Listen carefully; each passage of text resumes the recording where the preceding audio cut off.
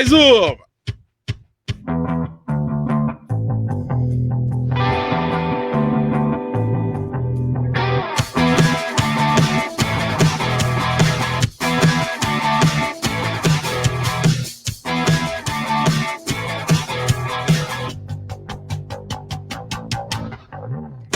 Uou, e aí? Deixa eu parar aqui.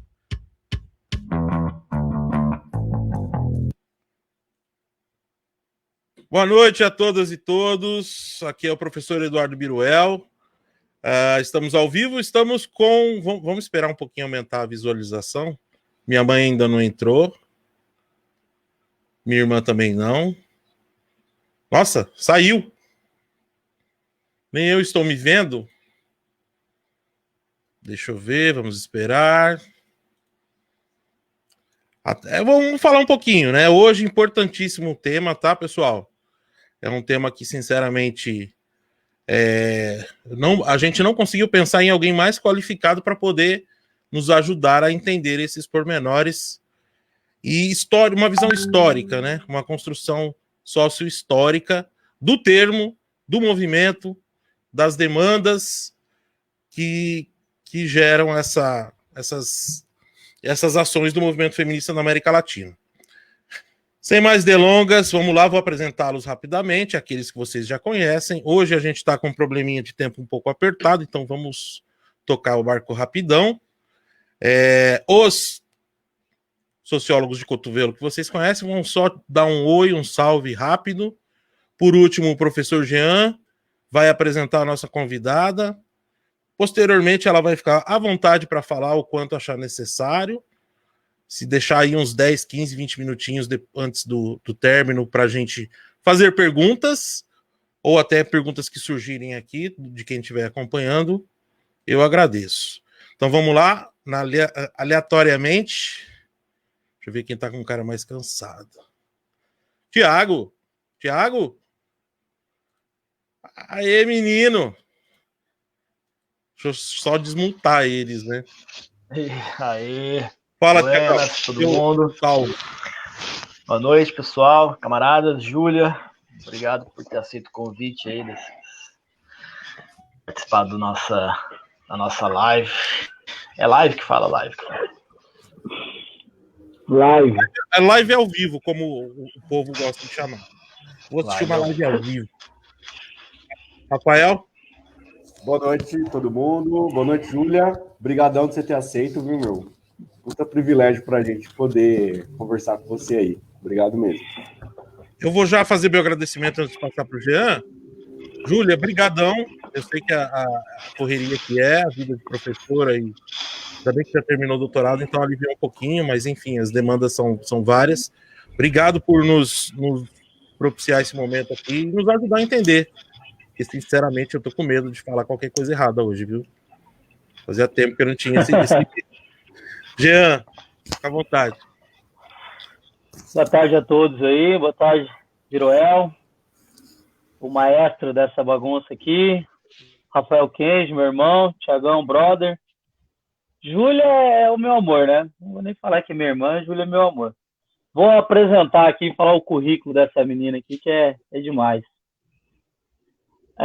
Possui graduação em História pela Universidade Estadual de Londrina, mestrado em História Cultural pela Universidade Estadual de Campinas e doutorado em História Social pela Universidade de São Paulo, USP, com tese premiada pela Associação Nacional de Professores e Pesquisadores de História da América.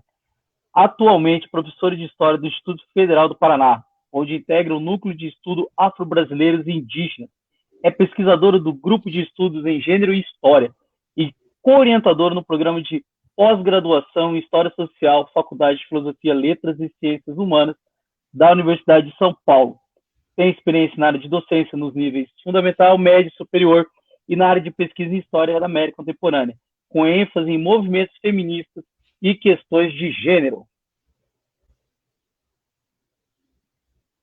Que Bíblia. Bom, feita essa leitura aí do currículo dessa menina maravilhosa aí, desculpe chamar de menina, mas conheci como menina, né? Então fica essa coisa. A fala é sua, Ju, né? A gente está aqui para aprender. E no final aí, depois da sua exposição, a gente faz um bate-bola aí, beleza? Pode ir? Belezinha. Bom, eu que agradeço o convite e vou chamá-los de meninos, tá? Vou continuar chamando de meninos. Então, vou revê-los, mesmo que virtualmente, matar saudades aí dos tempos, né, da UEL, e claro, aqui, né, muito feliz de ver, especialmente, desculpem, tá, meninos? Especialmente o Gian, meu grande, né, amigo e amor aí. Bom, sim, vou fazer essa fala bem informal e fiquem à vontade para perguntar no meio, enfim, falar, porque acho que funciona melhor. E, enfim, agradeço mais uma vez, que acho que o tema do feminismo retomou, né, nesse momento bastante antidemocrático que vivemos, né, nesse momento bastante confuso. Então, acho que falar do feminismo e dos termos, né, que estão sendo associados ao feminismo, esclarecer essas questões é sempre importante. Então, obrigado também por, né, ter mais esse canal para a gente discutir.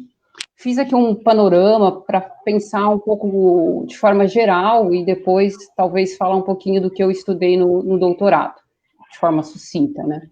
Então, pensei em começar. O que é esse movimento feminista e o que difere o movimento feminista de movimento de mulheres?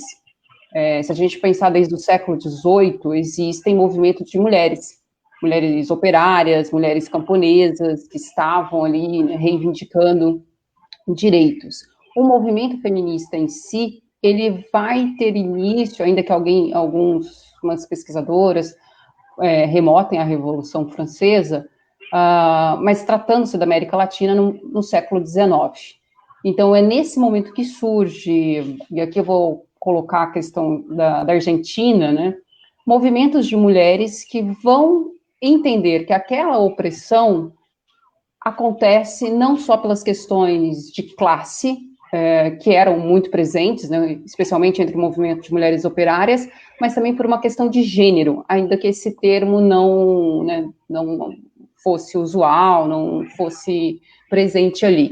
Então, isso, o que dizer, né, o que isso significa? Então, que esse movimento de mulheres, ela vai entender que há uma opressão, sim, em relação ao trabalho, em relação à classe que ocupa, mas que essa opressão, ela aumenta, né, ou ela é um pouco, digamos, mais acentuada quando se tratam das mulheres. Então, ainda que homens trabalhadores tivessem ali, né, seus direitos aniquilados, diminuídos, sofressem opressão, essas mulheres sofriam opressão no seu ambiente de trabalho, porque ganhavam menos, porque tinham cargas, né, diferenciadas e recebiam menos por isso, mas também tinham menos direitos quando se tratava de educação, tinha menos direitos quando se tratava no seu direito de ir e vir, não poder se divorciar, por exemplo, né? Saber se quer ou não continuar dentro de um relacionamento, não poderiam votar, não tinham esse direito de opinar publicamente sobre um assunto, e uma opressão que era mais, digamos,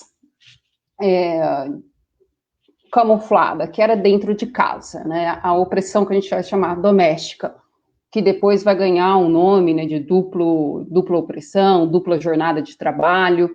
Então, é a partir desse momento que você compreende, né, que tem um entendimento que há uma forma de opressão que ela é direcionada à mulher, nós vamos ter um movimento feminista. Então, aqui eu estudei imprensa, então vou citar aqui alguns exemplos, porque é uma fonte histórica interessante para a gente ver as mudanças, continuidades dessas pautas feministas. Então, no século XIX, Brasil, Argentina, Chile, vai ter uma eclosão desculpa, gente, da imprensa feminista,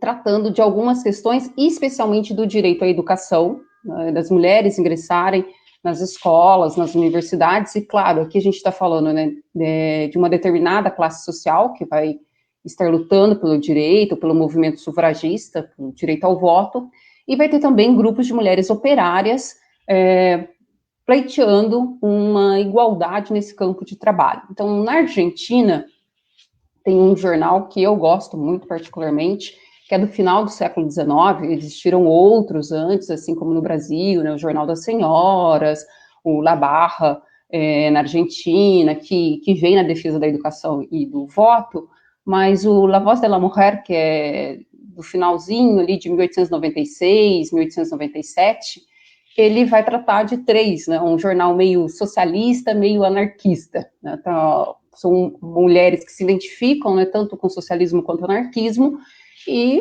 vai falar, olha, sem, né, pátria, sem Deus e sem marido.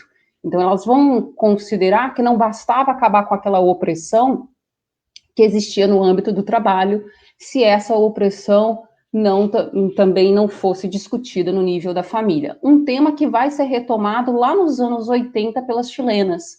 Democracia no país, mas também em casa. Então, para a gente ter uma ideia de que um tema que surge, que entra em pauta ali no final do século XIX, na segunda metade do século XX, ele ainda está presente no Chile, né? E ali no Chile também nós vamos ter, é muito interessante o Chile, porque vai ter um movimento feminino, né, um movimento de mulheres, inclusive católicas, que vão tomar a imprensa para falar sobre a educação das mulheres, e vai ter um movimento que ele é socialista, né, movimento de mulheres socialistas, que tem, digamos, uma entrada no feminismo. Por que uma entrada? É um tema que era muito novo, que tinha muitos, né, estereótipos, como ainda tem, então que havia um jogo, inclusive, para você se afirmar ou não enquanto feminista, né?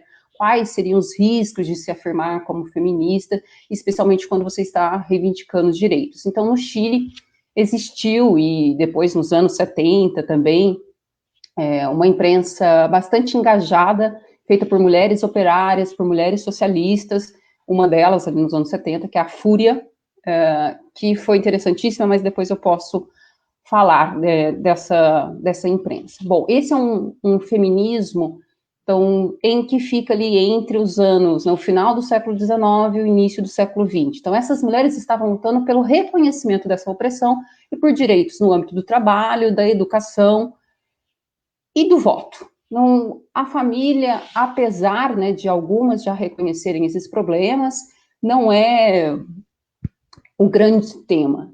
Essa questão vai aparecer novamente nos anos 60 e 70.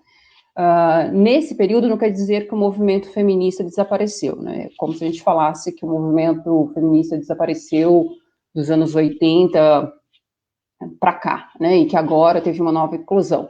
Não, o movimento feminista está aí, né? Mas há momentos que acabam fazendo com que essas pautas acabem vindo à tona novamente. Então, esse movimento ressurge, né? Ou reemerge ali na cena pública nos anos 60 e 70,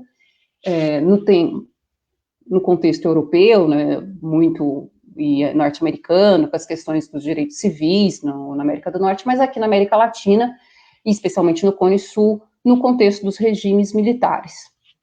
Então, dentro de um cenário de repressão, esse movimento feminista, ou essas mulheres, que nem todas ali também conheciam o feminismo, já eram feministas, né, muitas se tornaram ao longo do processo, entram nessa luta, especialmente aqui no Brasil e na Argentina, vem de uma luta contra o regime e que depois vai acabar se tornando uma luta pelos seus direitos. E essa questão de entrar numa luta contra um regime autoritário e, de repente, começar a ver, né, as questões por um outro âmbito, vem até da própria militância dentro de partidos que naquele momento, ou de grupos, né, partidos não, mas de grupos que eram de oposição a esse regime autoritário. Então, dentro desses mesmos grupos de oposição, esses grupos que estavam alinhados a uma esquerda, a um movimento democrático, existia uma resistência a essas mulheres e às suas pautas,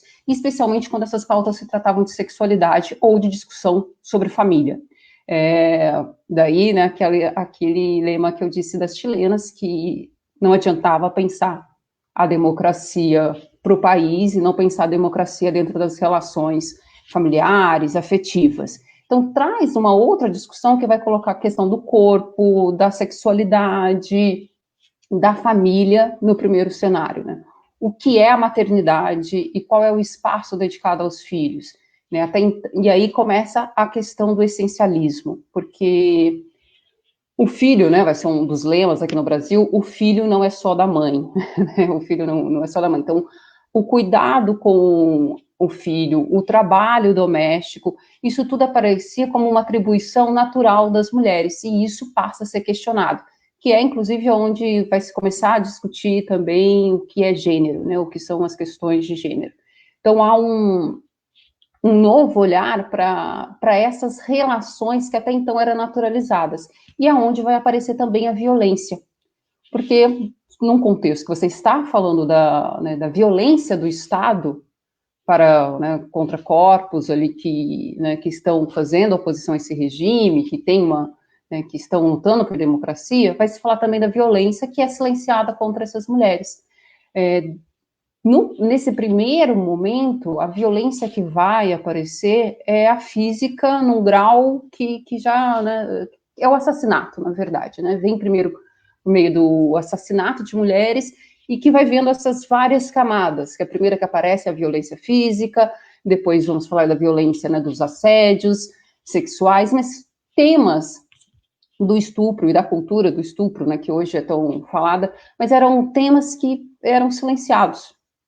Então, mesmo muitas vezes em pessoas que tinham posicionamento progressista, encontrávamos posturas machistas ou patriarcais. Então, esse movimento dos anos 60, 70, ele vem com várias frentes de atuação, né? Então, é um movimento que vai querer retirar esses assuntos que eram considerados tabus, que eram considerados de ordem privada, que era considerado assunto de marido e mulher, e, ao mesmo tempo, incentivar as mulheres a conhecerem o seu próprio corpo, a falar de sexualidade, a falar de prazer, a falar de aborto, a falar também de maternidade, a não ver a maternidade como uma questão essencialista, né? Toda mulher tem que ser mãe, toda mulher nasceu para ser mãe. Ver a maternidade, a paternidade, porque aí também, né, quando a gente pensa em questão de gênero, vai ser sempre dual. Ver isso como um construto social e de que maneira isto tem que ser trabalhado, especialmente no plano dos direitos, né?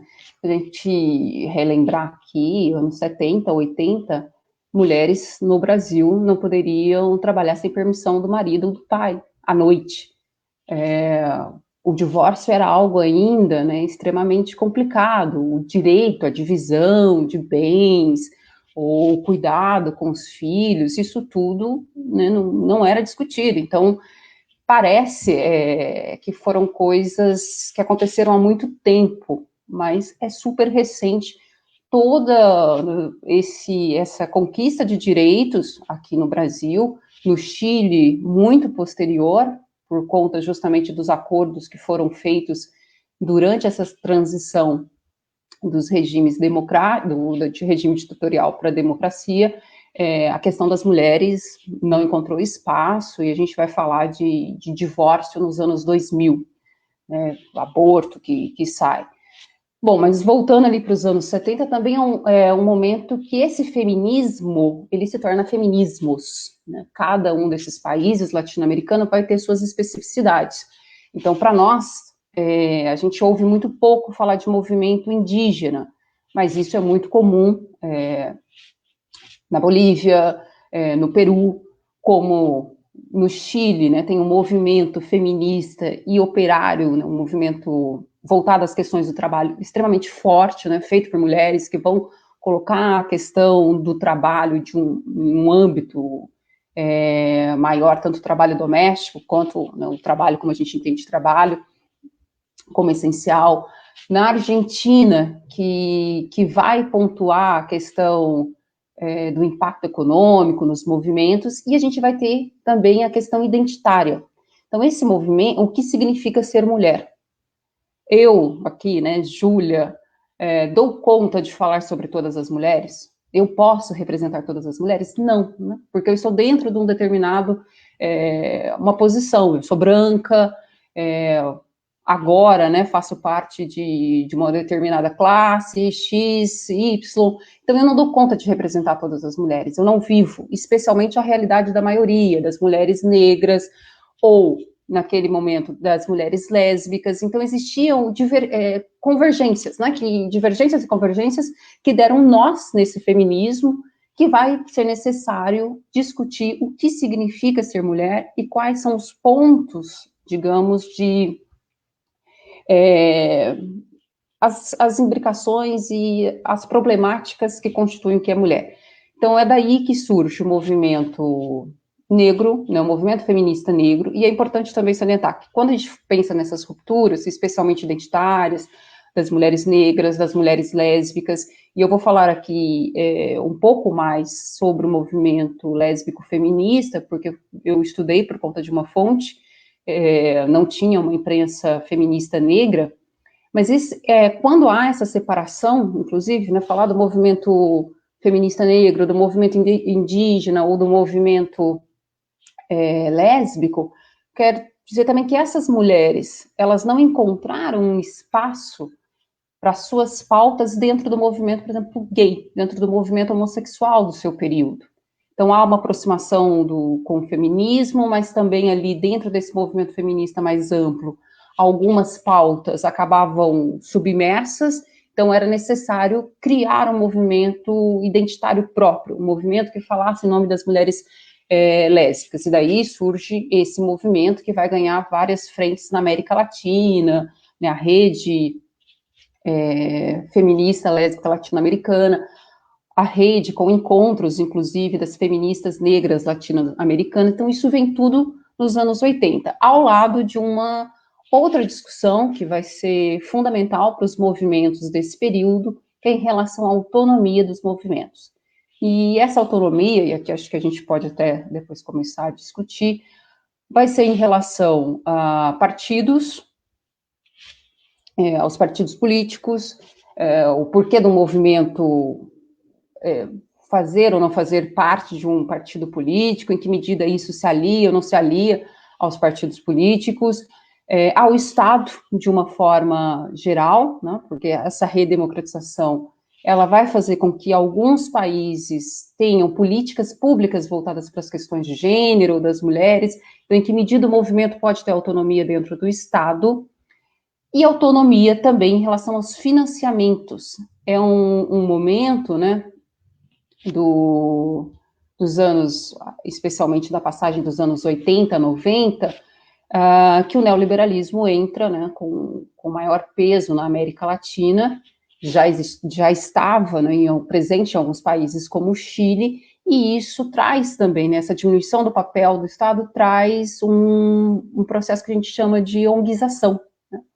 E essas ONGizações, essas novas ONGs, aqui sem entrar no mérito, né, do papel das ONGs, muitas delas vão ter projetos financiados por instituições internacionais ou mesmo estatais, como foi o caso no Brasil, né, o Estado apoiou alguns movimentos, enfim, e de que maneira isso poderia impactar, né, os movimentos sociais. Esse, aliás, foi o tema da minha tese de doutorado, né, que é militância ou profissionalização de gênero. Então, em que medida isso faria com que esses movimentos sociais, a entrada no Estado ou a entrada nessas ONGs, né, condicionariam o discurso desses movimentos, diminuiria a tônica desses movimentos. Então, obviamente, isso aconteceu de forma distinta em cada país, em cada movimento. Aqui no Brasil, nós temos um movimento, apesar de diferente, né, bem plural, que teve uma característica de, digamos, não virar as costas para o Estado, né? Então, as questões de gênero entram no Estado a partir da redemocratização, com a criação de conselhos da condição da mulher, tanto em âmbito estadual, em São Paulo, a partir de 83, depois nacional, em 85. Na Argentina, nós temos uma questão muito mais de costas para o Estado, né? O movimento fica na rua, a gente briga pelos direitos, mas o lugar do movimento é nas ruas, não é dentro do Estado, né? O Estado não é esse grande interlocutor ou esse palco de luta, e um Chile que é avesso totalmente a esses movimentos, onde o feminismo não encontra espaço. Então, este é um cenário que vai marcar ali essa passagem dos anos 80, 90, dentro do que a gente chama de institucionalização, e claro, quando eu estou falando isso, não é só do movimento feminista, né? Esse processo de institucionalização, ele vai afetar vários movimentos sociais, né? O que faz trazer essas questões, se há uma militância possível dentro desses espaços. E, bom, eu sei que aqui falei uns 25 minutos, então não sei se é mais interessante a gente começar a conversar, trazer perguntas, enfim, discutir dúvidas, questões, enfim, bater papo. Vejo o que vocês acham.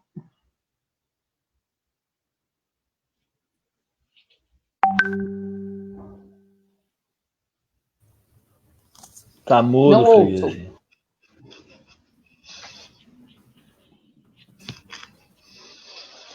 Me ouvem? Pronto? Agora sim. Vamos lá. Perguntas. Quem se prontifica? Por ordem de dedo levantado, por gentileza. Posso Thiago, fazer? tem pergunta? Tem, Vai se lá. não tiver pergunta da galera do Facebook aí, por enquanto. Não contigo. Júlia, excelente sua exposição aqui, a gente aprendi bastante. Queria te fazer uma pergunta, ver o que você acha, se eu estou viajando um pouco ou não. Me parece que os movimentos feministas no Brasil, eles acabaram se afastando um pouco com o passar do tempo das pautas ligadas ao trabalho. Tá? Vou dar um exemplo, né? É muito comum a gente ver, por exemplo, a trajetória do sindicalismo, das organizações sindicais, ou mesmo dos grandes líderes operários, e o papel da mulher nessa trajetória é sempre um papel, né, secundário. Basta a gente ver mesmo a figura do próprio Lula, né? Quando você vê as biografias dele, o máximo que você vê ali de papel importante que as esposas representavam era de acolher, né, a militância nas casas, oferecer sempre esse papel muito doméstico.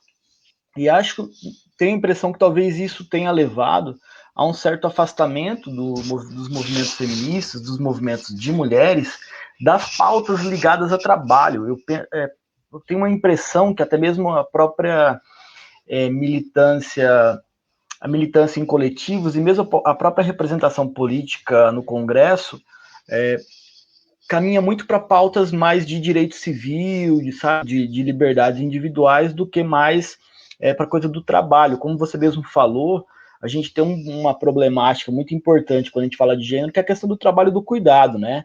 A pandemia, inclusive, está mostrando aí uma acentuação, né, da desigualdade dentro do ambiente doméstico. E acho que uma coisa interessantíssima de se pesquisar pós-pandemia vai ser os números de divórcio no Brasil, né, que, penso eu, vão ter aí um salto, e dentre outras coisas, dessa maior exploração do trabalho da mulher no ambiente doméstico. Você acha que é possível fazer essa leitura? Houve um certo afastamento das organizações sindicais, das pautas ligadas ao trabalho, porque hoje nós já temos no Brasil, se não for mais, mas aproximadamente já 50% dos lares chefiados por mulheres, né? Então, mais da metade dos lares já são chefiados pelas mulheres, e mesmo assim a gente, né, sigue com condições de trabalho bastante inferiores, né, mal remuneradas, e me parece que as organizações de trabalho não conseguem, né, atender a pauta, e ao mesmo tempo os movimentos feministas, você percebe um certo afastamento das organizações de trabalho, mas um afastamento que você explicado historicamente, né, por conta desse cisma muito grande de parte do sindicalista brasileiro.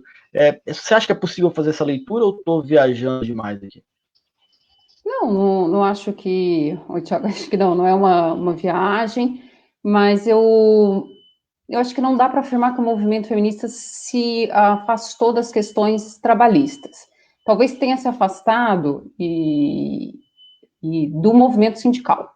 Até porque, como você colocou aqui, né, se a gente pegar dois exemplos aqui de periódicos, que era o Brasil Mulher e Nós Mulheres, dos anos 70, 80, são periódicos voltados para a questão do trabalho, para a mulher trabalhadora. A discussão era, inclusive, que não tinha outras pautas ali a não ser a mulher trabalhadora. Mas eu acho que há uma resistência muito grande desses espaços de diálogo com o movimento feminista. Então, talvez dá a sensação de que o movimento feminista não trabalha com essas questões, mas trabalha, né? Especialmente quando se trata do trabalho das empregadas domésticas. Então, há uma preocupação, sim, do movimento feminista, mas há um leque maior de questões, né? Então, acho que as questões foram sendo ampliadas, então tirou esse foco, porque anos 70 era aquilo, né? Só a mulher trabalhadora, que desde a questão, se ela usa um método anticoncepcional, se ela engravida, ela vai perder o trabalho, então temos que ensinar essa mulher a usar o anticoncepcional para ela não poder perder o trabalho, porque na medida que ela se tornar mãe, ela vai ser demitida. Então, era digamos que foi um tema muito grande desse movimento feminista, ali dos anos 70 e 80, e depois as pautas foram sendo diluídas. Então, você tem que dar atenção para a questão das mulheres trabalhadoras, sim, mas não é só a questão do trabalho, como você, né, colocou aí, um tema que ainda, né, não foi resolvido é a divisão do trabalho doméstico. Né? A pandemia está nos mostrando como isso é latente, né? Como a questão da responsabilidade do cuidado das crianças, da educação das crianças, ainda é atribuído às mulheres. Então, está ainda, não é um tema que, né, que foi resolvido. Mas há outras questões, né, que são tão preocupantes quanto, como a violência doméstica, que demandou todo um processo dessas feministas de entender o que é a violência, de entender que quando chegava aquela mulher no hospital dizendo que estava com uma dor de cabeça constante, com uma pressão alta constante, aquilo era uma agressão diária que ela sofria, e sofria calada porque não podia falar, de buscar um espaço público que se transformou numa delegacia, que não era algo que nenhuma feminista queria numa transição para redemocracia, saindo de uma ditadura, tudo que você não quer é uma delegacia, mas o que ofertaram foi uma delegacia que não funciona, né, em grande parte das vezes, que ainda não tem funcionários preparados, que você vai fazer uma denúncia e ainda se ouve, né, o que você fez para esse marido ficar revoltado? Com que roupa você estava usando para provocar essa agressão que você sofreu? Então, não acho que respondendo, né, eu não acho que se afastou dessas questões, mas as questões se diluíram, ampliaram. Então, há focos e focos. E essa institucionalização do movimento, e aí eu acho que talvez essa sensação que você tenha, com a institucionalização desse movimento, de uma forma geral, de todos os movimentos, acabou canalizando. Então, tem um determinado grupo que vai discutir a violência, aí tem um determinado grupo que vai discutir as questões do trabalho, tem um determinado grupo, não sei se vocês conhecem, o projeto de promotoras legais populares. Eu em Curitiba, eu acho que tem, eu não sei em Londrina, mas eu conheci em São Paulo, por conta da União de Mulheres, que é uma dessas associações feministas que surge, né, nos anos 80, e é um projeto, esse Promotoras Legais, que existe na América Latina. São mulheres de diferentes áreas, então, da educação, né, da história, da filosofia, do direito, que começaram a fazer cursos muito baseados na educação popular, né, no projeto de educação popular, para ensinar as mulheres, e é um projeto voltado para as mulheres, quais são seus direitos. Justamente para que essas mulheres entendam e apliquem nos seus bairros. Então, para aplicar na sua comunidade. Então, a princípio era voltado para mulheres das camadas populares, para as mulheres mais pobres mesmo, né? Hoje já ganhou outros contornos. Mas uma das questões centrais desse projeto é que ele era feito de sábado para que essas mulheres trabalhadoras pudessem participar. Porque senão elas não poderiam ter acesso. Esse é o curso de promotoras legais, ele acontece até hoje, né? Pelo menos em São Paulo, sei que se espalhou para o Brasil todo, é algo que tem na América Latina como um todo, e ele é pensado justamente levando em consideração a questão do trabalho, seja o trabalho, né, que as pessoas enxergam como trabalho doméstico. Então, não sei se eu consegui responder, Thiago.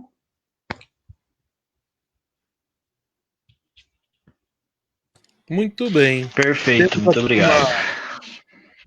Vou passar aqui a pergunta da Simone. Simone é a nossa aqui telespectadora número 1. Aliás, eu convidei, ela falou, não é a minha, tal, eu participo de outras formas, enfim. Simone Menatti, qual o impacto do crescimento das mulheres no mundo acadêmico? Olha, Simone, ótima, sim, super pergunta, né? Bom, hoje temos de um lado o crescimento, né, dessas mulheres no mundo acadêmico, especialmente na pós, que já é muito maior do que o de homens, e assim, na nossa área, aqui falando, né, na área de história, de sociologia, de ciências humanas. Então, acho que nesse campo tem sido interessantíssimo, e falando da minha área em específico, da história, porque tem trazido, feito, né, caminhar objetos de estudos, fontes históricas que a gente não tinha acesso. Então, está desvendando um mundo feminino aqui, entre aspas, e quando eu estou falando de mulheres, aqui eu estou incorporando, né, todas, que a gente não conhecia. Então, tem uma ampliação do conhecimento, tem mudado, né, essa paisagem acadêmica, que muitas vezes era visto como um âmbito exclusivo masculino, por mais que a gente seja das ciências humanas, né, como se fosse ainda sobre totalmente um âmbito masculino. Então, isso tem, digamos, criado torções bastante interessantes. Por outro lado, sou professora do Instituto Federal, então vou falar um pouco dessa experiência, que é no âmbito das engenharias, das tecnologias. Então, se a gente tem uma entrada massiva dessas mulheres no campo das ciências humanas, nas engenharias ainda não. Então, tem, mas ainda é em uma menor quantidade. A gente vê alunas, talvez, não sei se o Thiago tem também esse olhar, mas alunas que talvez que não querem seguir naquela carreira, muitas vezes por achar que aquele lugar não é um lugar para ela. Que a engenharia, que as ciências, né, exatas, as chamadas ciências duras, não são um espaço feminino. Então, eu vejo com muito bons olhos essa entrada das mulheres no âmbito acadêmico, mas eu acho que ainda falta, né, a gente não pode pensar assim, entrou, tem uma representação ali feminina, mas que tipo de entrada é essa? Quando a gente não discute essas questões de gênero, se a gente deixar essas discussões de gênero só no âmbito das ciências humanas, eu acredito que a gente não consegue avançar. Então, ela tem que estar presente em outras áreas, em outros segmentos, senão a gente continua com a mesma ideia de que lugar de mulher é, enfim, X, né? Enquanto o feminismo vai pregar que o lugar de mulher é onde ela quiser, né? Desde que ela escolha, seja no casamento, seja no curso de história, de sociologia, no curso de engenharia, no curso de medicina.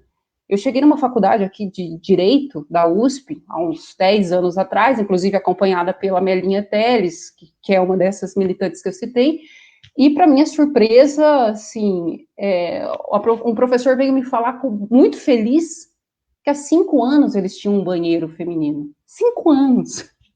Então, toda aquela arquitetura, todo aquele prédio de uma universidade de direito foi pensada para não receber uma mulher. Então, a gente não pensa nisso, né? Mas tem a questão da arquitetura. Se você não tem um banheiro feminino, significa que você não pode ter uma mulher estudando ali, uma mulher trabalhando, sendo professora naquele espaço. Que o lugar daquela mulher era, né, como chegou ali para o meu constrangimento, uma senhora com uma bandejinha servindo café.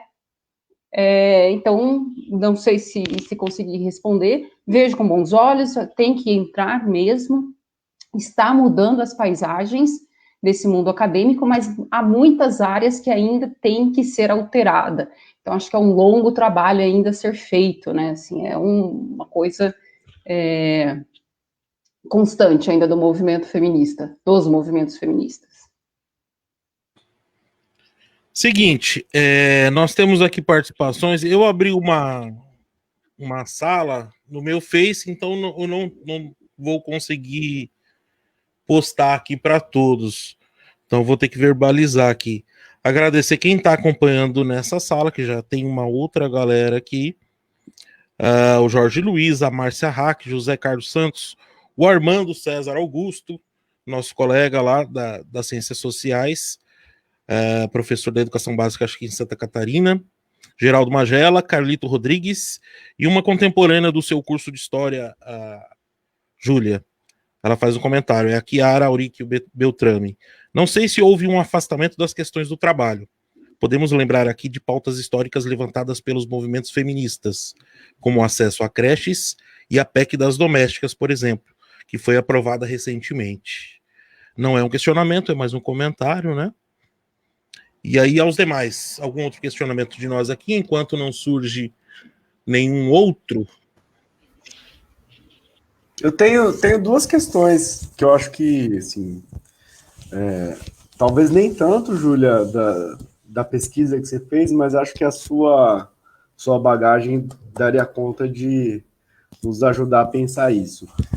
Duas coisas vêm me chamando a atenção, assim, para a gente pensar os movimentos sociais daqui para frente, né? Acho que, enfim, né, no passado aí já muita coisa se modificou.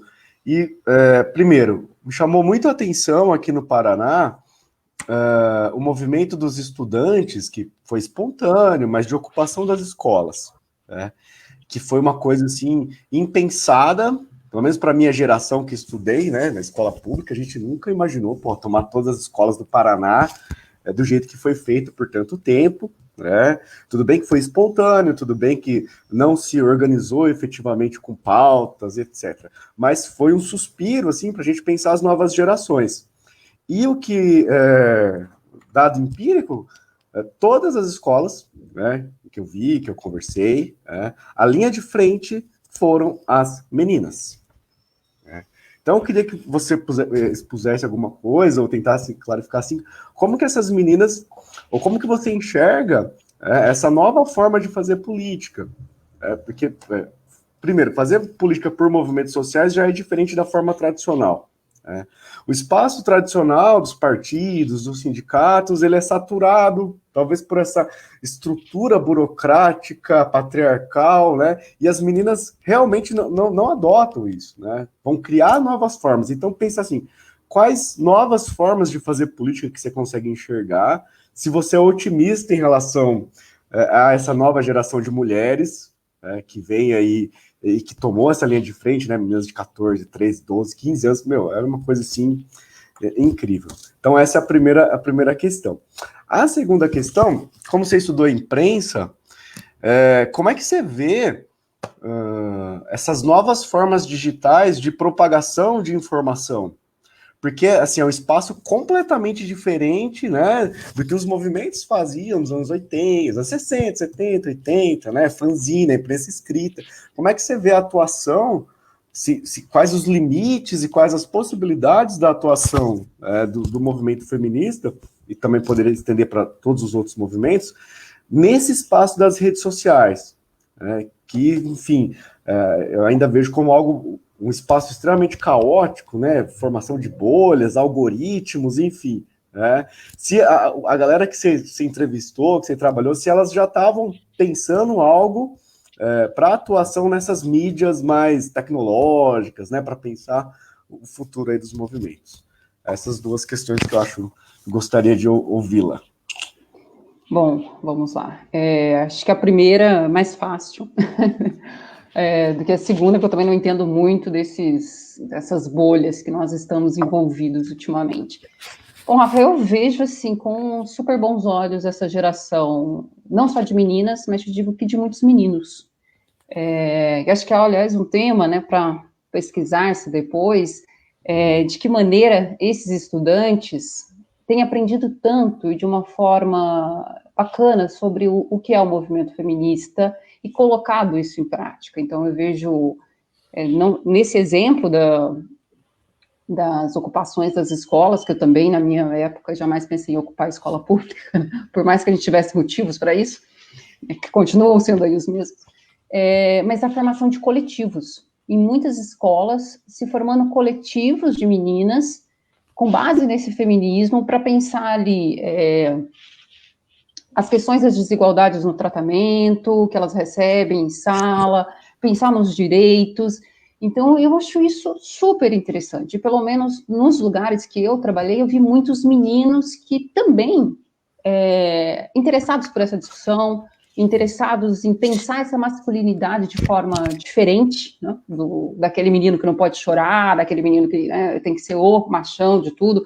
Então, eu vejo essa construção de espaço que as escolas, não só públicas, mas algumas privadas que eu também trabalhei, como acho que o novo, né, os novos movimentos, que talvez não sejam aqueles que ocupavam a rua com grande, mas que têm debatido e colocado de forma muito mais prática, muito mais aberta, questões que talvez para nossa geração foi muito difícil de falar. Então, acho que eles têm um espaço maior, uma possibilidade, não sei, dessa discussão, então tenho apostado bastante nisso. Inclusive, vejo muitos estudantes, já que fazer aqui, né, o IFE nos permite fazer projetos de pesquisa, de iniciação científica com esses estudantes do ensino médio, coisa que, por exemplo, eu não tive possibilidade de fazer enquanto estudante, e são vários que querem estudar a questão de gênero, querem estudar a participação feminina, a participação dessas mulheres, querem também pensar a questão das masculinidades, então há esse interesse, eu acho que vai ser uma coisa muito bacana e que talvez esteja ligada com a questão das mídias, que tem de tudo. Eu sou um pouco avessa, não sei se avessa, mas tem um pouco de precaução, porque literalmente tem de tudo. Então, é aquilo que faz e acho que aí nós temos um papel muito legal nisso tudo, enquanto professores, de ser didáticos com as nossas questões, né, de levar esses temas de forma didática, porque confunde-se a ideia do que é um movimento social, do que é uma pauta de um movimento social, com o que é o feminismo, o que é ser, né, a gente escuta tanto da feminazi, da bendita da feminazi, enfim, dos benditos, mas né, o tempo todo a gente tem que esclarecer o que é uma feminazi, não sei quem inventou esse maldito desse termo, mas, então tem de tudo, mas ao mesmo tempo oferta, acho que a essas estudantes e esses estudantes, um debate sobre por que a gente precisa falar sobre a mulher negra,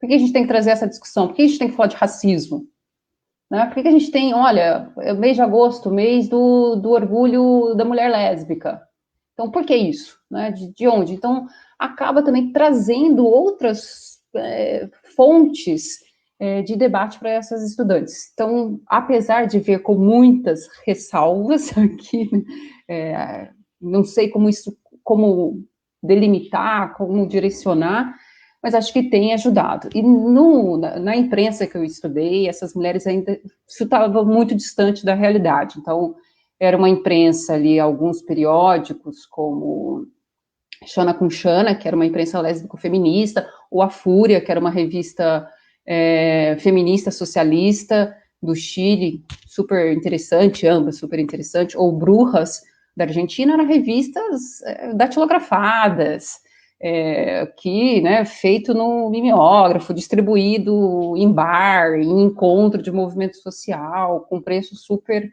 reduzido, então, né, não tinha ainda nem em plano. Eu parei de estudar, né, as publicações que eu estudei, que era no meados dos anos 90, é quando estão começando a ganhar capa colorida, aquela revista que começa a ganhar foto, ilustração, está muito longe. Apesar que uma delas, que era o Xana com Xana, que depois o GALF, que era o Grupo de Ação Lésbica Feminista, deixa de ser uma organização autônoma e vira uma ONG, ela acaba tendo uma publicação que vai receber, né, apoio financeiro, estatal, vai chamar Um Outro Olhar, e essa revista, essa publicação que chega nas bancas, ela acaba tendo um formato digital. Então, até hoje, você, né, quem quiser, ainda consegue acessar a página da rede Um Outro Olhar, que vai ter ali um histórico do movimento lésbico feminista, da questão do movimento lésbico. Mas foi a única. As demais se encerraram em páginas ali, né, preto e branco, digamos assim. Não sei se respondi, gente, estou tentando aqui ser sucinta também, né?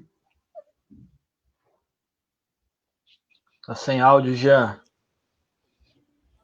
O Jean vai Liguei daqui aí. a pouquinho nós temos aqui. Vai lá.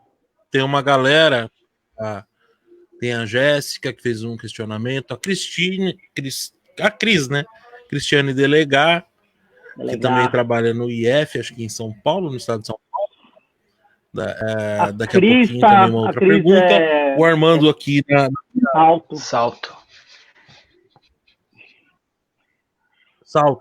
Cris está em Salto. E aqui o Armando também fez uma outra pergunta. Manda a tua, depois eu leio a dos demais aqui. A minha é mais um comentário em cima do que a Ju falou, de algumas situações de discussões do mundo contemporâneo que acabam pautando e sendo pautadas pelo movimento ou movimentos, né?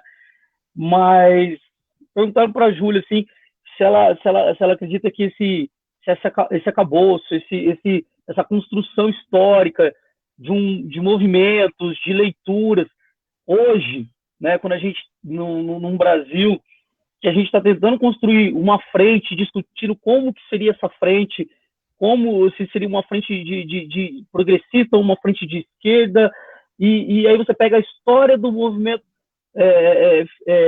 feminista, como que é uma construção em cima de antagonismo, em cima de interesses de classe, em cima de visões de mundo, e mesmo assim fez a roda da história girar, né?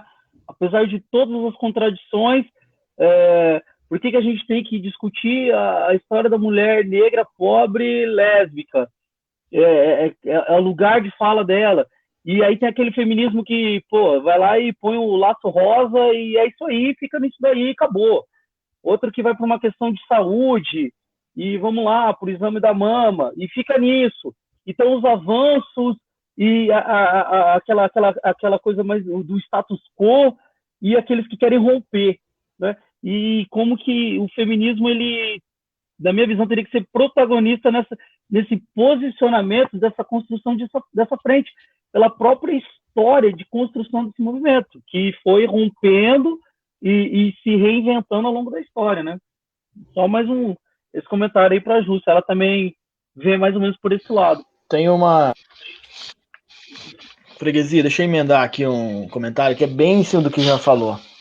Eu estava pensando aqui, Júlia, no seguinte: se às vezes essas várias correntes do feminismo aí, elas acabam entrando em uns debates muito pesados e talvez não falte ali uma crítica que abrace mais, sabe, as várias vertentes, porque a gente, o feminismo, ele vai conviver numa sociedade capitalista e com as suas contradições, uma sociedade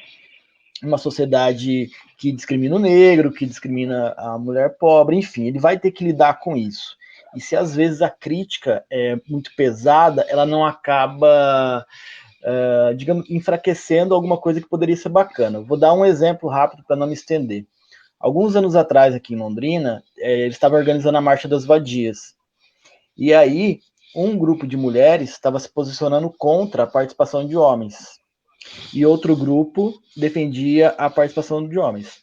Esse atrito entre os grupos acabou por esvaziar a marcha. Então, se você não acha que, às vezes, essas desavenças não acabam prejudicando, né, uma possível unidade aí em assuntos que poderiam ser melhor direcionados. Valeu. Bom, vou tentar pegar do Thiago para o Jean. Apesar que, assim, Jean, acho que, passando rapidamente, acho que as mulheres têm sido até bastante protagonistas nesse momento, assim, né, desde que a gente entrou nesse processo que desandou na eleição de 2018, acho que o movimento foi para a rua, colocou, mesmo com todas as suas, né, cisões, divisões, acho que nesse momento foi muito unido em torno de isso aí que não ia dar, né, como não está dando, não ia dar certo. E, Thiago, essa questão da participação dos homens no movimento é antiga, né, é uma discussão super...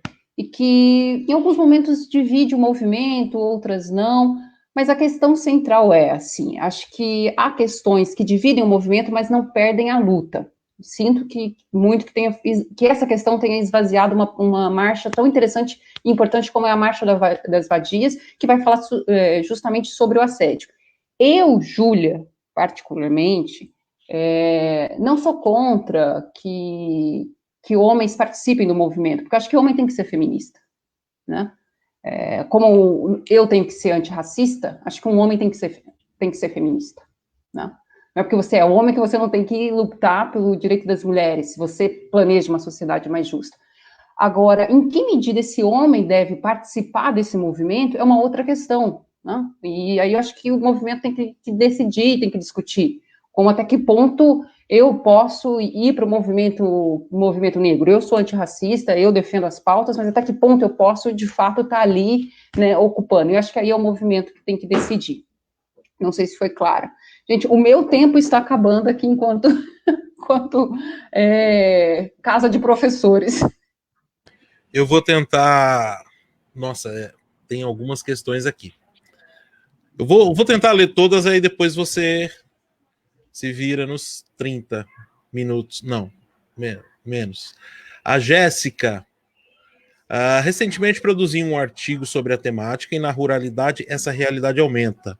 Muitas mulheres não acreditam veementemente no empoderamento feminino, como transformação da realidade que elas estão inseridas. Comentem sobre o feminismo na ruralidade.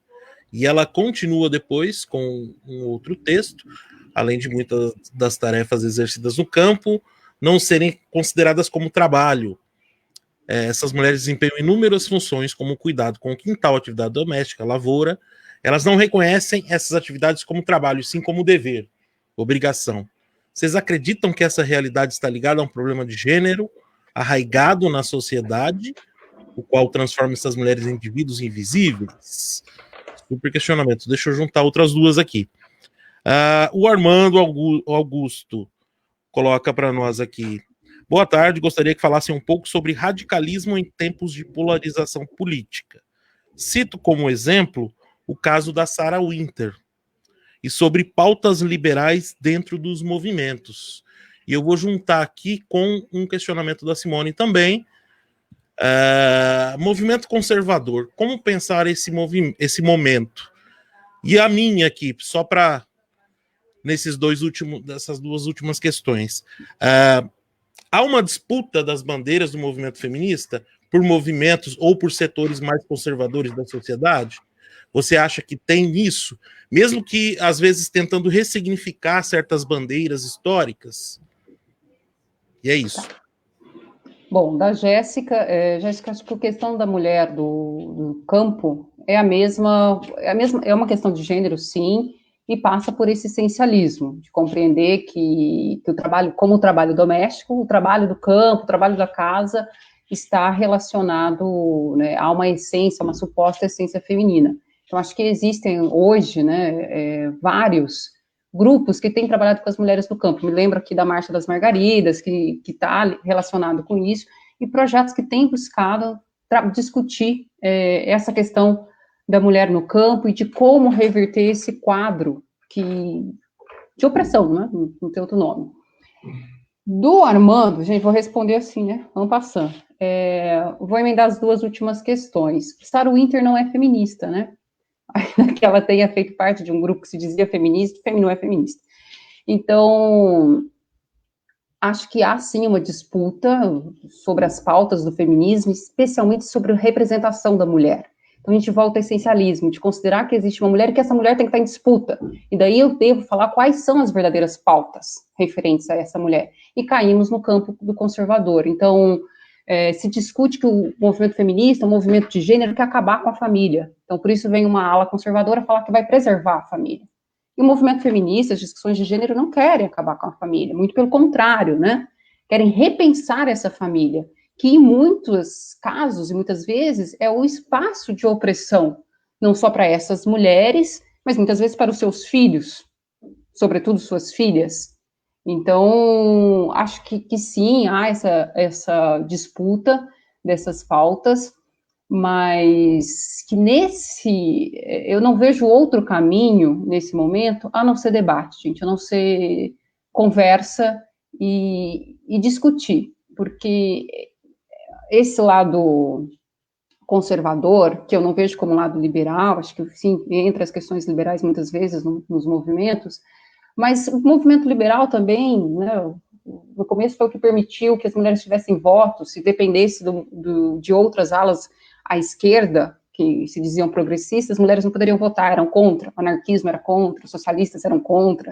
Então a gente tem que, né, avaliar essas questões. Então, acho que a questão hoje a pensar é como conversar, arrumar os meios, os caminhos para que essa discussão seja feita e contrapor esses argumentos, né? Eu acho que defender que o feminismo é essa poder, né? Que as mulheres façam as escolhas que elas querem, seja o casamento, seja o divórcio, seja ter filhos, seja não ter filhos, que elas sejam médicas, professoras, engenheiras, enfim, o que elas quiserem, que a decisão seja delas. Então, acho que é isso, gente.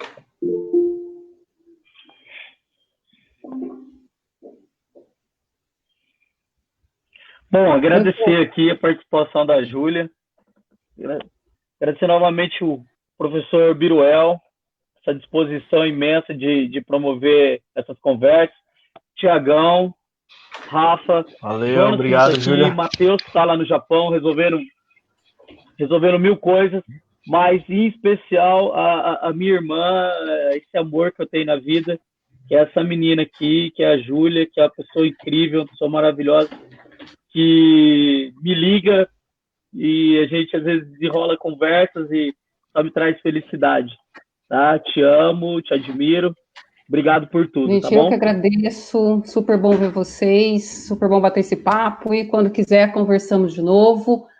Saudade de todos, saudade especial do Jean, também te amo, um beijo, e a gente espera que a gente se veja em breve. Valeu. Valeu. Deixa eu ver se a gente... Eu vou me despedir da Júlia, a gente continua aqui para encerrar, uns 5 minutinhos, pode ser? Vamos perder a audiência. Pode ser, a Júlia só com horário. Até mais, Júlia, brigadão. Tchau, gente. Olha, valeu. Tinha várias outras questões, eu vou colocar aqui porque poxa... Peraí. Ô, Rafa, desculpa, tá? Eu sou limitação. o queridinho dela, tá?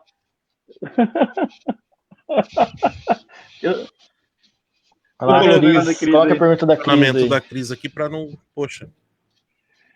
Vamos lá. Vou até ler, para ela não ficar chateada. Vai lá. Também trabalho em um instituto federal, mas não como professora. O que vemos é uma luta velada entre os progressistas e o pessoal mais conservador. Geralmente, homens das áreas técnicas. Tem alguns coletivos dos estudantes, inclusive, sobre a questão de gênero. Mesmo os alunos tendo uma visão mais aberta, infelizmente a atuação desses conservadores é difícil. Como você atua no seu campus? Ela não vai responder agora. Com os alunos, além da sala de aula, e também como enfrenta o machismo no dia a dia, no trabalho. Ela chegou a comentar um pouquinho, Sana. Olha, como responder. Nos prejudica aqui um pouquinho. Tem mais aqui. Gil, A Simone mandando muito obrigado. A Angélica Morales colocando valeu, pessoal. Fala, Thiago. Não, cara, essa coisa do conservadorismo, lá em Cascavel, onde eu tô trabalhando, não é tão grande, mas quando eu trabalhei no Instituto em São Paulo, em Presidente Pitácio, era muito claro, não tem uma explicação muito lógica para isso, mas a galera da área técnica, assim, a galera era muito conservadora, e aí tinha um atrito muito grande com o pessoal do núcleo comum, das ciências humanas, de português.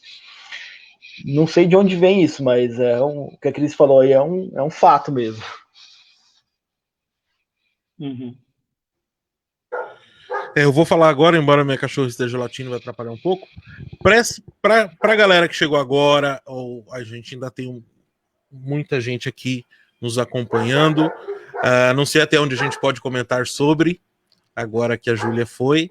Eu, sinceramente, tenho medo. Mas aí a gente tem a participação da Cris, que está aí, da Simone, da Jéssica, né, que mandou as perguntas, e aí, às vezes, elas aí acompanhando ajudam, né? Pode ser. Aqui o que eu vou pedir para quem chegou agora, infelizmente perdeu o comecinho, depois vai ficar aqui disponível. Vejam o início da fala da Júlia, que foi muito bacana e muito esclarecedora. É uma abordagem talvez diferente da nossa, que a gente está acostumado aqui, né? Mas é um trabalho acadêmico, assim, ainda quero ter tempo para ler, porque é uma temática muito interessante, muito importante para nós. Aqui para nós, aqui uma reflexão que eu vou jogar aí, vocês vão tentar trazer um pouquinho mais para nossa área de atuação. O que ficou claro e o que fica claro, na minha visão, dessas pautas, né, identitárias, digamos assim, para não fechar só no movimento feminista, é essa dificuldade que a esquerda brasileira, principalmente, tem. Em alguns partidos políticos, inclusive, ou se discute luta de classes, ou se discute movimento identitário. É difícil você ter uma relação. E o que ela colocou para nós aqui, até naquele momento em que socialistas, anarquistas e o movimento feminista andavam juntos na América Latina, porque tinham o autoritarismo como inimigo em comum, as coisas caminhavam. Mas até onde hoje a gente consegue isso, né? Eu, sinceramente, eu não vejo tanta contradição assim. Ou seja, não adiantará nada um sistema social, não vou falar socialista, né? Mas não capitalista, se não resolvermos essas questões identitárias. E só a resolução das questões identitárias também não vai solucionar os problemas sociais. Então eu jogo a bomba para vocês, eu não tenho uma resposta. Eu vim aqui para perturbar mesmo. Fique à vontade. Posso começar? Daí eu já me despeço também. Acho legal a gente retomar um pouquinho a pergunta da Simone e do Armando sobre a questão do conservadorismo, porque se a gente for pensar, por exemplo, de que vale você ter uma ministra mulher como a Damares Alves da vida? O que essa mulher acrescenta para os direitos das mulheres? O que ela acrescenta para o feminismo? Né? Ou um Sérgio Camargo na Fundação Palmares, uma pessoa que é negro, mas que nega a existência do racismo. O que essas pessoas acrescentam? Né? Então, a colocação de mulheres, né, em determinados postos, por si só, ela é uma coisa que ela acaba por não resolver, né, se não for pessoas de fato representativas dos movimentos de mulheres ou dos movimentos feministas. Então, o campo conservador, ele se vale disso, né? Nós temos mulheres, né? Aqui. Né? Aqui tem o Hélio Negão e não sei o quê, e como se isso bastasse, né? E esse discurso muitas vezes cola numa determinada camada da população, e ele é perigoso nesse sentido. Cria uma estética, né? Uma estética democrática que é vazia.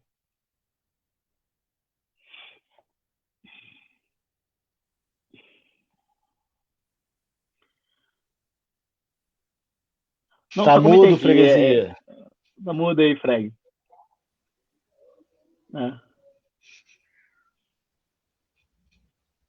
Ó a Cris cutucando, arrebentando todo mundo aqui, ó. Cris, caraca, isso é coisa de camarada. Pô.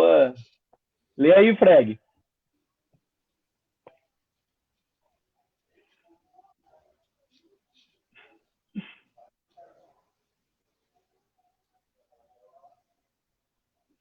Pois tem uma pergunta para vocês. Como vocês vivem o feminismo no dia a dia? São feministas? E aí? Manda aí, Thiago. Cara, eu aprendi com algumas amigas, né, pra gente não ficar se designando como feminista, e sim como homem pró-feminismo, né? Então eu busco mais ou menos partir dessa ideia, né? E no dia a dia, deixa eu passar para o Rafael que eu tô falando demais.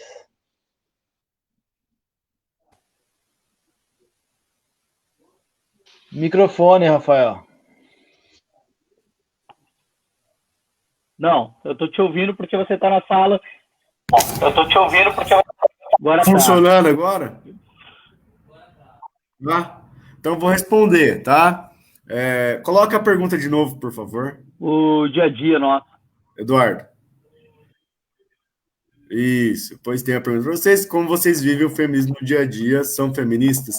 Então, isso é um grande problema, sabe? A esquerda, a gente que se coloca como esquerda progressista, seja o que for, né? Porque na prática, porque na prática, nós somos produto também de uma sociedade patriarcal e a gente reproduz isso a todo momento. Inclusive, a gente dá continuidade a uma live cujo tema era feminismo e que a Júlia aqui tinha que falar, isso já é um exemplo de reprodução do machismo. Como se nós tivéssemos coisas a mais para acrescentar do que a Júlia falou sobre o tema. Agora, assim, não vou ficar aqui falando, mas a gente reproduz. É claro que pelo menos eu falo por mim, eu procuro ter cuidado, procuro refletir, né? Ainda mais vivendo, né? Criando 2 meninos nesse tipo de sociedade, estudar, ler, mas na prática, a gente está muito longe de vivenciar o feminismo, ou de, como o Thiago falou, né? Nós apoiamos, mas as nossas práticas cotidianas ainda reproduzem. É uma desconstrução constante, mas que na altura do campeonato, pelos cabelos brancos aí, não vamos chegar perto, às vezes, do que... A nossa geração, na verdade, ela deu errado, né, mano? É a nossa faixa etária que vota na bolsa do Bolsonaro. A nossa geração deu errado. Por isso tem que apostar nas novas gerações. E aí eu recomendo muito assistir o documentário da Netflix, né, que fala da máscara, né, da masculinidade, tal, para a gente pensar e refletir, discutir como é que a gente vai criar as novas gerações. A máscara em que você vive. Isso, essa mesmo. Não sei se eu respondi a Cris, um beijo para a Cris, muita saudade da Cris. Beijo para a Cris, um pouco de saudade da Cris. Bom, eu acho que a gente tem que encerrar mesmo, o Rafael falou, que essa questão é para nós, né, Rafael?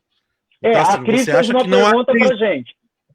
Eu acho que acrescentou bastante aqui esse questionamento. Aquela pitada, né? Isso. Fez um comentário, né, que não agrega nada, pelo contrário, distorce a ideologia. Mateuzinho, que já está lá na sala de aula, eu acho. Abraço, Matheus. Enfim. Conseguiu mandar um abraço para nós. E a Júlia, aqui, ó, estou no chat. Ótima pergunta da Cris. Tá? Vamos encerrar, né? Se a minha cachorra deixar aqui. E eu acho que eu vou fazer uma pauta, talvez nas próximas pautas, valeu. Do direito dos animais. A minha cachorra ela quer participar. O Jean também tem. Quer participar, né? Bom. Só um pouquinho para todos aqui. Muito provavelmente semana que vem, né? A gente está aí só acertando, né, Jean e Rafael? Isso. Com 2 convidados bem bacanas, com um tema a tratar, né? Não sei se a gente adianta o tema, pode, né? Que vai ser a questão racial. E olha que interessante aqui, um comentário sem muito. Já vamos encerrar, já, tá, Rafael? Calma um pouquinho, só um pouquinho. A gente poderia tratar dessa temática naquele furacão que estava, né? Black Lives Matter e tal. E a gente falou, não, né? Também não. Estávamos tratando de outras questões políticas mais até emergentes aqui do Brasil. E a coisa é tão. Ela não passa, cara. Ela não acaba. Porque a cada semana a gente lida com isso na mídia, né? Vocês viram? O cara tomou 6, 7 tiros na frente dos filhos. Então, assim, o que eu percebi... programado para isso. Certos temas, cara, tem momentos, mas tem uns que são constantes. E não importa o quanto a gente faça o debate sempre vai ser necessário. Por isso que a nossa organização aqui, o Comando Geral, está tratando disso. Na próxima semana, o tema racismo, de preferência com um camarada e com uma camarada, no sentido de... Isso. Né? Adianta os nomes aí já, pô. Ai, cara. Eu convidei a Cacilda, Inácio, socióloga da nossa turma, diretora adjunta de uma escola da periferia aqui de Campo Grande, uma mulher negra, combativa, mestre em sociologia. E aí o Jean, seu camarada aí de Londrina? Eu estou conversando já, uma pessoa super comprometida com o Robson, uma pessoa atuante no movimento negro de Londrina, nas questões espirituais de matriz africana, um cara que está a fim de colaborar da melhor forma possível, está super aberto, o tema que a gente colocar, ele vai vir aqui e vai trocar uma ideia. Então, assim sendo, passo para vocês aí se despedirem, senhores. Professor, doutor. Valeu, abraço. Vai por todo mundo. Muito bom. Porcaria de despedida. Falou, abraço. Falou, abraço. O cara tem doutorado, falou, abraço. Deve ter outro compromisso, né? Aquela Você coisa. vê que não quer dizer nada. Aí. Doutorado quer dizer Até nada. mais. Valeu para quem assistiu. Um abração aí. Abraço para Simone, camarada tá sempre com a gente, para Cris Delegar, para o meu amor, a Júlia, e para todo mundo que acompanhou aí. De minha parte, agradeço a todos e todas que acompanharam a gente até aqui. Desculpe a nossa ignorância, a minha, em alguns momentos. Se a gente se equivocar aqui, é sempre tentando acertar, tá? Então, semana que vem a promessa já está feita. Não sei se contaremos com todos os camaradas aqui dos sociólogos de cotovelo. O professor Jonas não pôde. O professor Matheus está com essa função. A questão do fuso horário é sempre uma dificuldade. Ele está em sala de aula. Parece que ele vive em outro mundo, mas na verdade ele está do outro lado. Então, já falei demais. Eles ficam bravos comigo, que eu falo demais. Mas eu tenho que tirar essa parada aqui. No mais, um grande abraço. Vamos tentar para a semana que vem, para não ficar muito tempo longe. Agradeço a todos que nos acompanharam até aqui, em especial Simone, que está sempre aí, ponta firme. A Júlia, novamente, por ter nos propiciado esse momento de aprendizagem. E todo mundo que nos acompanha aí. Certo? Beleza, brigadão, um abraço. Tchau.